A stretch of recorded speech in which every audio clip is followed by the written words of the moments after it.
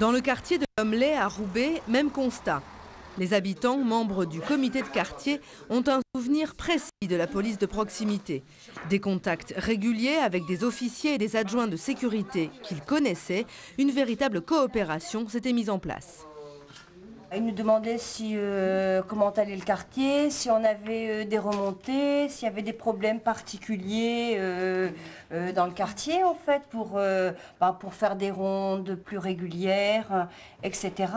Et ensuite, ils s'informaient aussi de nos opérations à venir pour voir comment ils devaient intervenir au niveau de la sécurité, s'il fallait plus de sécurité à tel et tel moment. Même pas une alarme, moi j'étais dans mon appartement, il y avait de la fumée jusqu'en haut. Dans la résidence voisine, les problèmes de sécurité préoccupent beaucoup les habitants. Les voitures brûlent dans les garages, d'autres sont taguées ou cassées. Au fil des ans, le site s'est transformé en camp retranché avec des grilles partout. Ici aussi, on regrette la disparition des îlotiers qui patrouillaient en permanence. Avant, on les voyait souvent, surtout le week-end, le soir, et ils rentraient dans la résidence, ils se mettaient là, ils faisaient leur tour à pied, ils revenaient, et puis ils repartaient, quoi. Tandis que là, maintenant, on les voit pratiquement plus, si ce n'est que quand on les appelle, comme la semaine dernière, parce qu'il y avait des jeunes sur les toits, là en face. Donc là, ils viennent, mais sinon, ils ne viennent plus. Officiellement, la police de proximité existe toujours. D'ailleurs, en ce moment même, un hôtel de police de quartier sort de terre à Roubaix. Mais depuis 2002, les effectifs sont nettement recentrés sur des missions d'action et de lutte contre la délinquance. À Roubaix, le maire se réjouit de constater que les faits de délinquance ont diminué de 22% en 4 ans, mais il tient aussi à ce que les policiers restent visibles et se préoccupent de prévention.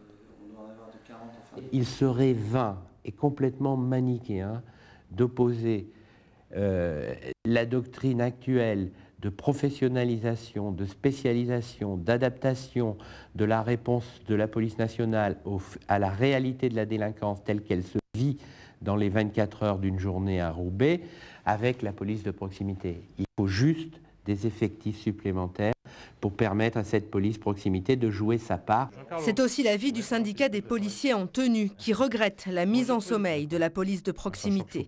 Une mission valorisante pour les policiers, mais qui n'aurait jamais eu les moyens de fonctionner correctement. On avait un certain nombre de quartiers où il était de plus en plus difficile d'accéder. Bon, c'est vrai qu'à un moment donné, il faut dire stop et puis passer dans un rôle un peu plus répressif. Je pense qu'on n'a pas réussi à adopter aujourd'hui un juste milieu. On est passé du tout préventif au tout répressif.